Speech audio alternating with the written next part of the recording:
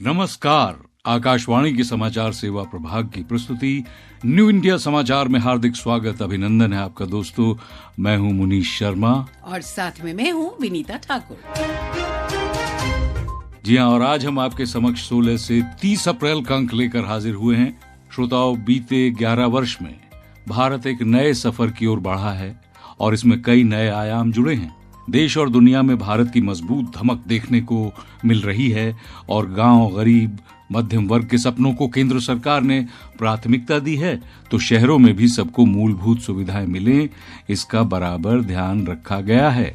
कभी हवाई यात्रा गरीबों का सपना होता था, जिसे प्रधानमंत्री नरेंद्र मोदी के नेतृत्व वाले केंद्र सरकार ने उड़ान के जरिए साकार किया है। आज हवाई चप्पल पहनने वाला भी हवाई जहाज में यात्रा कर पा रहा है। दूर दराज के क्षेत्रों में हवाई सेवा की शुरुआत हुई है। भारत अब दुनिया का तीसरा सबसे बड़ा घरेलू और दुनिया का सबसे सस्ता विमानन बाजार बन चुका है। हवाई अड्डों पर यात्रियों की संख्या बीते 8 वर्ष की तुलना में दोगुनी से अधिक हो चुकी है। भारत की विमानन सुरक्षा रैंकिंग भी तेजी से सुधरी है। हवाई परिवहन में लागत के मुकाबले अर्थव्यवस्था को 3.25 गुना फायदा होता है और हवाई परिवहन में 100 नौकरियां बनने से पूरी अर्थव्यवस्था में 6 गुना से अधिक यानी 610 नई नौकरियां पैदा होती हैं। बीते 10-11 वर्षों में भारत के विमानन क्षेत्र में क्रांतिकारी परिवर्तन हुए हैं। आज सामान्य से सामान्य नागरिक को हवाई यात्रा की सुविधा मिल रही है। उड़ान सिर्फ एक योजना नहीं है, ये एक आंदोलन है जिसका उद्देश्य हर भारतीय के लिए हवाई यात्रा को सुगम बनाना है। उड़ान योजना ने भारत के विमानन क्षेत्र को बढ़ावा दिया है। अब भारत का लक्ष्य लीडिंग एविएशन हब बनने के साथ एक ऐसे भविष्य का निर्माण करना है जहां आसमान सबके लिए खुला हो, जहां दुनिया के हर व्यक्ति का उड़ने का सपना पूरा हो। और इस 27 अप्रैल को उड़ान यात्रा की शुरुआत के 8 साल पूरे हो रहे हैं और इसी संदर्भ में विमानन क्षेत्र में बीते एक दशक में हुए परिवर्तनकारी सुधार पर ही इस बार के हमारे अंक की आवरण कथा है। आइए जानते हैं ऐतिहासिक सफलता के 8 वर्ष पूरे कर रही उड़ान योजना के पहले टेक ऑफ के बाद से कैसे भारत के विमानन क्षेत्र में हुआ नई क्रांति का सूत्रपात। उदाहरण जुलाई 2021 का है। बिहार के दरभंगा हवाई अड्डे से एक यात्री मुकुंद झा ने ट्वीट किया, पहली बार मैं अपने पिता के साथ विमान में सवार हो रहा हूँ। दरभंगा को हवाई अड्डा देने के लिए प्रधानमंत्री नरेंद्र मोदी जी को धन्यवाद। 2014 में हमें हवाई अड्डा देने का वादा किया था। उन्होंने अपना वादा निभाया और एक हवाई अड्डा बनाया। केंद्र सरकार के तहत विमानन उद्योग ने ब्रांड के साथ विकास किया है। इस पर प्रधानमंत्री मोदी ने जवाब में ट्वीट किया, जानकर खुशी हुई। जहां तक नागरिक उड्डयन क्षेत्र का संबंध है, हम कनेक्टिविटी और सहूलियत को बढ़ावा देने की दिशा में काम कर रहे हैं। जहां तक दरभंगा हवाई अड्डे की बात है, तो ये बिहार की प्रगति में अहम योगदान दे रहा है। ऐसी लाखों कहानियां हैं जो विमानन क्षेत्र में एक नई क्रांति का द्योतक बन चुकी हैं। भारत में टैक्सी से सफर करने पर औसतन 12 से 15 रुपए प्रति किलोमीटर चुकाना होता है और ऐसे में अगर हम कहें कि आपको उससे कम में हवाई जहाज में यात्रा करने को मिलेगी तो क्या कहेंगे आप? जी हाँ, चौंकिए मत। हवाई चप्पल पहनने वाले देश के मध्यम वर्ग के हवाई यात्रा के इसी सपने को प्रधानमंत्री नरेंद्र मोदी ने उड़ान योजना के जरिए साकार करने का काम किया है। आम आदमी के हित में प्रधानमंत्री मोदी की प्रतिबद्धता को एक उदाहरण से समझा जा सकता है। तब केंद्र में अटल बिहारी वाजपेयी की सरकार थी। राजीव प्रताप रूडी उड्डयन मंत्री हुआ करते थे। आज के प्रधानमंत्री नरेंद्र मोदी उस समय सिर्फ एक राजनेता थे।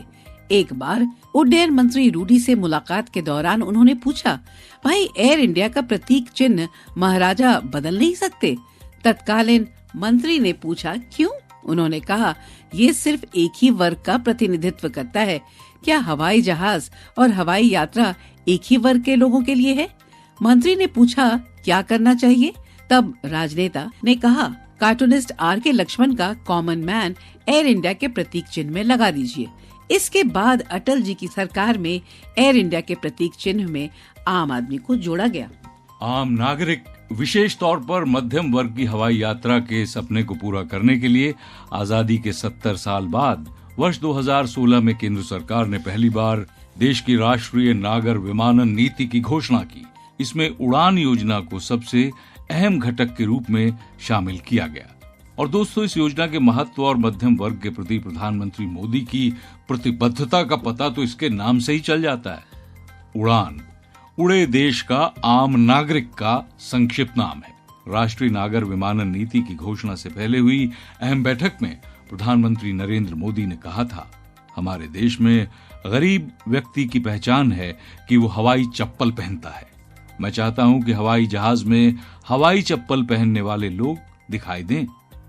भारत में बुनियादी ढांचे और कनेक्टिविटी को बेहतर बनाने के लिए सरकार समर्थित ये पहल भारत की राष्ट्रीय नागर विमानन नीति 2016 का एक महत्वपूर्ण घटक है, जिसका केंद्रीय नागर विमानन मंत्रालय ने 21 अक्टूबर 2016 को 10 वर्ष के विजन के साथ शुभारंभ किया और प्रधानमंत्री मोदी ने 27 अप्रैल 2017 को शिमला को दिल्ली से जोड़ने वाली पहली RCS उड़ान का उद्घाटन किया था।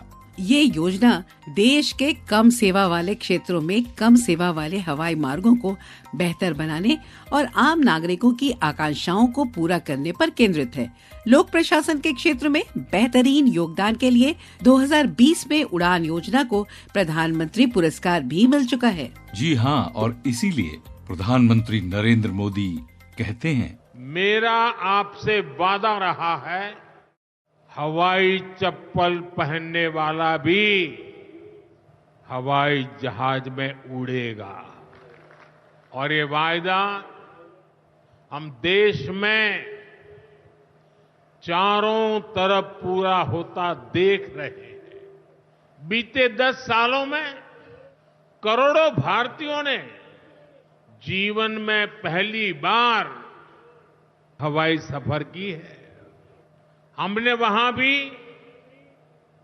नए एयरपोर्ट बनाए जहां कभी अच्छे रेलवे स्टेशन तक नहीं थे। 2014 से पहले देश में 74 एयरपोर्ट थे। सोचिए, 70 साल में 74।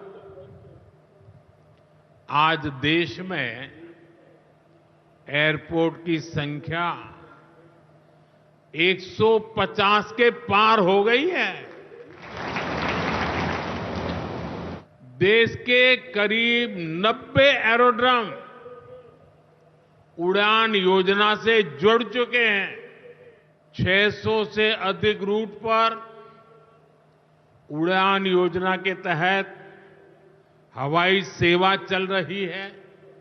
इनमें बहुत कम पैसों में लोग हवाई यात्रा कर रहे हैं और इसलिए आज हर साल हवाई यात्रा करने वालों का नया रिकॉर्ड बन रहा है। भारत की तेजी से बढ़ती अर्थव्यवस्था में विमानन क्षेत्र भी शामिल है। आज भारत दुनिया के टॉप सिविल एविएशन इकोसिस्टम में एक मजबूत स्तंभ है। भारत के विमानन सेक्टर में परिवर्तन की कहानी बीते एक दशक के उस कायाकल्प का परिणाम है, जिसके तहत कुछ विशेष वर्ग या बड़े शहरों तक सीमित हवाई यात्रा में समावेशिता के साथ कमजोर और मध्यम वर्ग को जोड़ने की शुरुआत हुई। आज भारत में स्थितियां पूरी तरह बदल गई हैं। आज टियर 2 और टियर 3 शहरों में भी वहां के नागरिक उड़ान भर रहे हैं और इसके लिए अनेक कदम उठाए गए हैं, नीतिगत परिवर्तन किए गए हैं और व्यवस्थाएं भी विकसित की गई हैं। उड़ान योजना ने हवाई यात्रा को भारत के छोटे शहरों और निम्न मध्यम वर्ग तक पहुंचा दिया है। इस योजना के तहत अभी तक लगभग 1.5 करोड़ यात्री यात्रा कर चुके हैं। इनमें से लाखों लोग ऐसे हैं जिन्होंने पहली बार अंदर से हवाई जहाज को देखा है। उड़ान योजना से जो मांग सृजित हुई है, उससे अनेक छोटे शहरों में नए एयरपोर्ट बने हैं, सैकड़ों नए रूट बने हैं। बीते 10 साल में भारत में हवाई अड्डों की संख्या डबल हो गई है।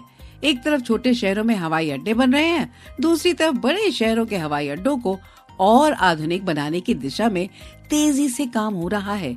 भारत के एरोस्पेस सेक्टर में एक और बड़ी उपलब्धि दर्ज हुई है।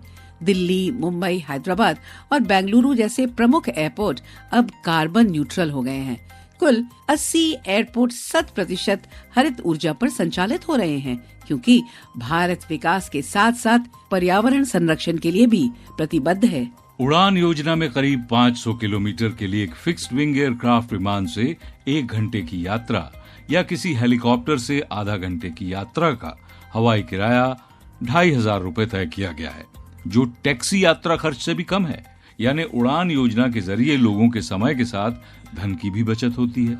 कम किराए के कारण विमान सेवा कंपनियों को होने वाले नुकसान की भरपाई के लिए वायबिलिटी गैप फंडिंग के रूप में सरकार क्षतिपूर्ति देती है। भारतीय विमानपत्तन प्राधिकरण ने भी इसके लिए हवाई अड्डा शुल्क माफ कर दिया है। जी हाँ, वहीं सुरक्षा, बिजली और अग्निशमन सुविधाएं भी राज्य सरकारें निःशुल्क दे रही हैं। उड़ान योजना ने किस तरह आम लोगों के सपनों को पूरा किया है, उसे इस योजना के तहत सफर करने वाले लोगों के शब्दों से ही समझा जा सकता है। उड़ान के जरिए विजयवाड़ा से कडप्पा की दूरी 1 घंटे में तय करने वाले आंध्र प्रदेश के नागेंद्र भारती कहते हैं, पहले सड़क मार्ग से इसमें 8 से 11 घंटे लग जाते थे। इस बेहतरीन योजना के लिए केंद्र सरकार का धन्यवाद। विद्यानगर के सैयद इलियास अहमद भी उड़ान योजना के तहत हवाई सफर कर चुके हैं। सैयद कहते हैं कि बस से जहां 6 घंटे लगते थे, वहां अब मैं 1 घंटे में पहुंच जाता हूं, और इससे बेहतर और क्या चाहिए। छोटे से शहर से दिल्ली तक का सफर तय करने वाले प्रधानमंत्री नरेंद्र मोदी की सोच का ही ये नतीजा है कि मध्यम वर्ग भी अब हवाई जहाज में बैठने का अपना सपना पूरा कर पा रहा है। श्रोताओ, उड़ान सिर्फ एक योजना नहीं है, ये एक आंदोलन है जिसका उद्देश्य हर भारतीय के लिए हवाई यात्रा को सुगम बनाना है। उड़ान योजना ने भारत की कनेक्टिविटी में क्रांति ला दी है। उड़ान ने देश के दूर दराज के क्षेत्रों को जोड़ा है।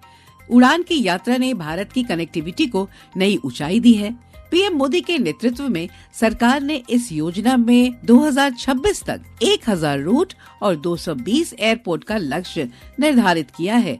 इस वर्ष में आम बजट में उड़ान योजना को 120 नए गंतव्य तक पहुंचाने और अगले 10 वर्ष में 4 करोड़ अतिरिक्त यात्री जोड़ने के लिए संशोधित उड़ान योजना की घोषणा की गई है। ये योजना पहाड़ी, आकांक्षी और पूर्वोत्तर क्षेत्र के जिलों में हेलीपैड और छोटे हवाई अड्डों के लिए भी सहायता करेगी।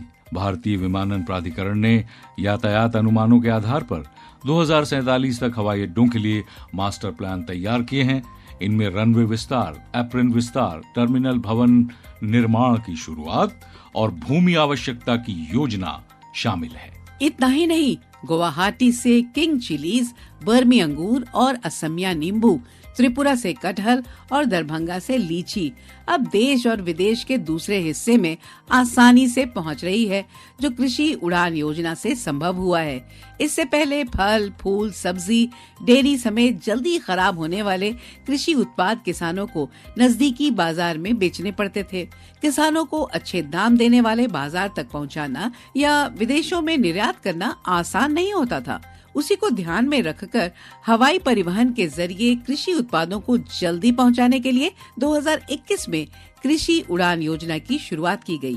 इससे उत्पाद समय पर बाजार पहुंचाने और सही दाम मिलने में आसानी हुई। वर्तमान में भारत में 35 हवाई अड्डों पर कोल्ड स्टोरेज सुविधा उपलब्ध है। योजना में सूचीबद्ध 58 हवाई अड्डों पर उपलब्ध सेवाओं का उपयोग किया जा सकता है। श्रोताओं, समय की बाध्यता को ध्यान में रखते हुए आज बस इतना ही। इस पाक्षिक पत्रिका की हर प्रति आप हमारी वेबसाइट पर देख सकते हैं, जिसका पता है newindiasamaachar.pib.gov.in, जहां आप सभी समाचारों को विस्तार से पढ़ सकते हैं और उनको डाउनलोड भी कर सकते हैं। दोस्तों, डिजिटल और प्रिंट में ये पत्रिका देश ही नहीं बल्कि विदेशों में भी अपनी खास पहचान बना चुकी है और इसका एक्स हैंडल है NISPIB इंडिया। इसके अलावा आप हमें response-nis@pib.gov.in पर ईमेल के जरिए अपने वो सुझाव भी भेज सकते हैं जिनका हमें रहता है हमेशा बेताबी से इंतजार। दोस्तों, मैं हूँ मुनीश शर्मा और मैं विनीता। दीजिए इजाजत। नमस्कार।